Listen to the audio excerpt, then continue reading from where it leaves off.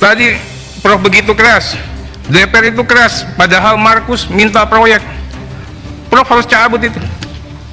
Saya minta Prof cabut. Banyak keluarga-keluarga kami, Prof. Tapi dengar kayak begini, jangan-jangan orang nyangka anggota DPR kayak yang seperti Prof katakan. Saya minta nih Prof cabut, atau nanti saya juga perkarakan ini. Itu. Sebelum kita mulai lebih lanjut, mohon untuk subscribe channel ini agar lebih bersemangat lagi dalam menyuarakan fakta-fakta keadilan di negara Republik Indonesia ini. Saya hadir, Pak Mahfud.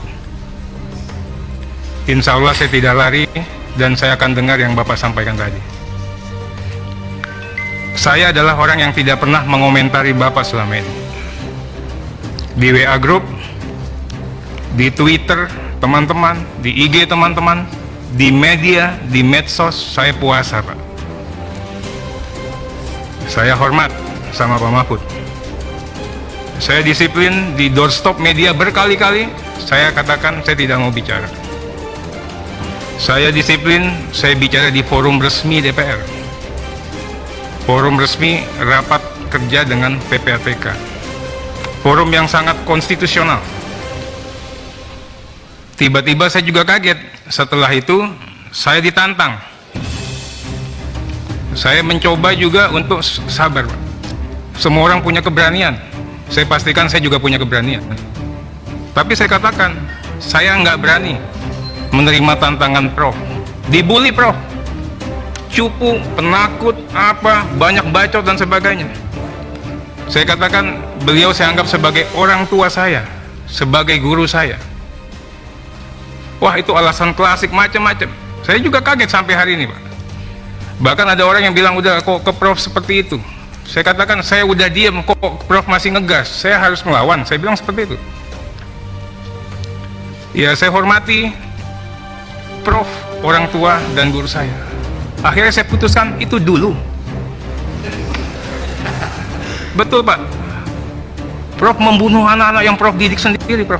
Kalau begini caranya, Prof. Saya punya karir dari kecil, Prof. Saya tidak pernah pakai fasilitas apa-apa.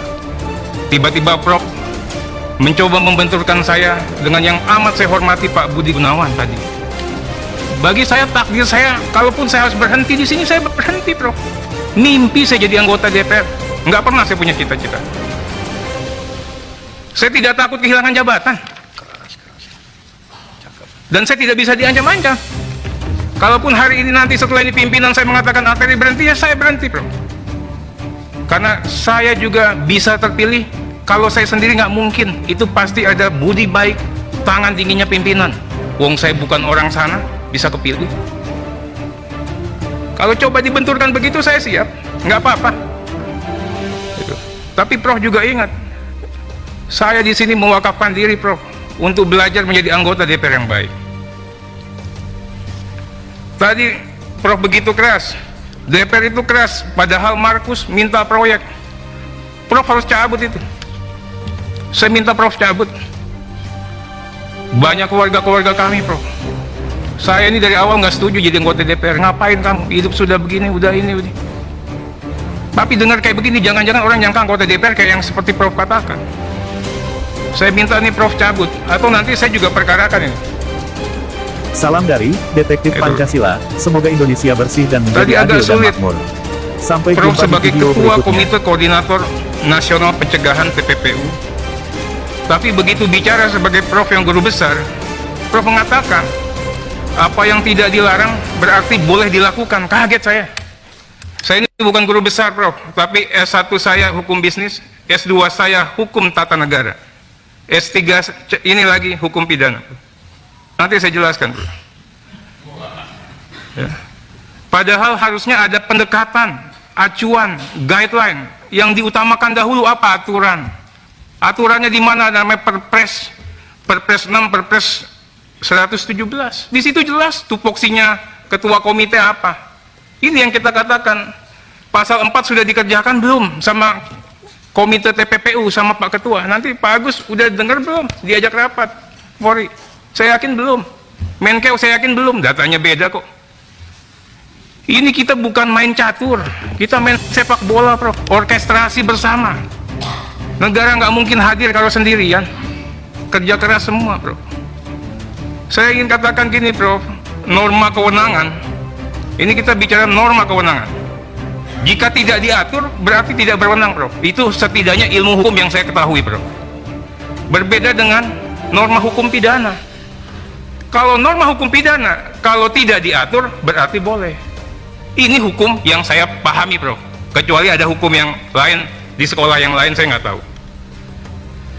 Jika di sana ada kewenangan diskresi, fresh Emerson, dinyatakan dalam undang-undang. Contohnya Polri punya kewenangan diskresi. Di komite ini nggak ada kewenangan diskresi, limitatif kewenangannya. Nah, seandainya itu dipaksakan juga lah ini.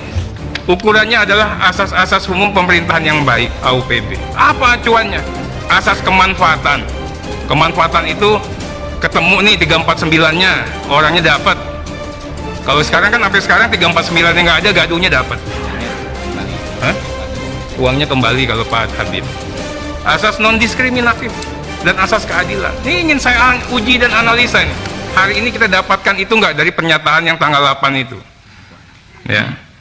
Kemudian saya juga sedih, Prof. Dikatakan bahwa saya menghalang-halangi untuk Bapak mengungkapkan data.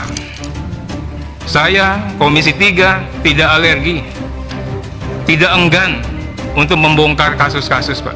Yang disebutkan tadi abang saya, Pak Misbakun, Mas, kami yang bongkar, Pak. Saya, Pak. Itu loh. Nggak ada di kita ini yang punya niatan buruk. Di dunia sana, di publik luar sana, di netizen yang katanya netizen yang mendukung Prof, seolah-olah kita dikatakan anti. Makanya Pak Kabar, nanti cybernya jalan, Pak. Yang main itu siapa? Akunnya saya udah tahu semua. Apakah terindikasi dengan pihak-pihak tertentu? Saya mohon nanti dicek. Pastinya kita support. Tapi harus ada cara yang benar. Aturan harus dipenuhi. Sekalipun harus dipenuhi, ada adab dan etika bernegara, Pak, yang harus kita hormati.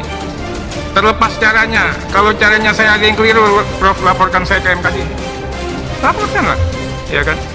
Tapi saya juga berusaha untuk disiplin. Nggak pernah saya ngomongin Bapak ini, saya nggak pernah. Gitu. Tapi kita juga kaget, tiba-tiba ada transaksi mencurigakan. Indikasi TPPU. Kemudian juga ada 300T, kemudian 349T. Di Kementerian Keuangan, Ditjen Pajak dan Bea Cukai mau narik pajak 31 Maret. Heboh, iya Pak, tadi mengatakan Habibur Rahman seperti petir di siang bolong, Pak. Lulu lantah, trust publik. Oke, banyak pendukungnya Prof, banyak netizen mendukung. Tapi juga dihargai orang-orang yang melaporkan kepada kami, Pak. Pegawai-pegawai pajak, pegawai-pegawai Bea Cukai. Bang, saya masih naik motor. Bang, kami tidak korupsi. Bang, kalau yang korupsi ditangkap, Bang, tapi jangan dipukul rata seperti ini. Ini nyampe, Pak, ke sini, Pak. Energi anak bangsa kita semua tersita. Tadi dikatakan enggak, ini kita ini semua saudara. Tapi Prof sudah buka yang seperti itu, digas ya, kita ngegas gitu loh.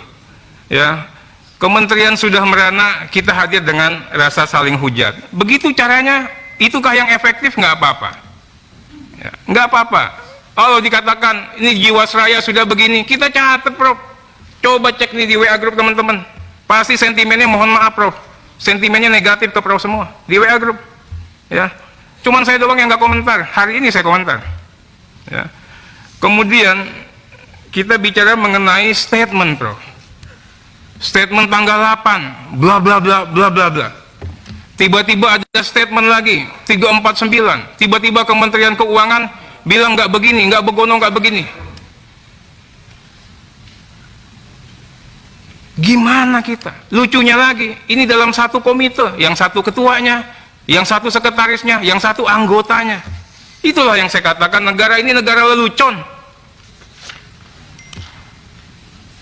Kita bertiga aja nggak kompak. Udah nggak kompak, keluar duluan ke publik. Itu. Ini saya ingin katakan ini Pak PPATK, ya. Ini data ini benar nggak? Respons Kementerian Keuangan yang official. Kalau nggak benar Anda tanggapin sebelum kesini. Ini yang saya katakan, negara ini nggak boleh jadi bahan lelucon, orang ketawa semua.